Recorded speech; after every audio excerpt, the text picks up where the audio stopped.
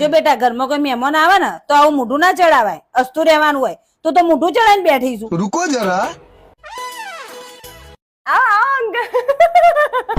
આવો આવો. બેહો બેહો અંકલ.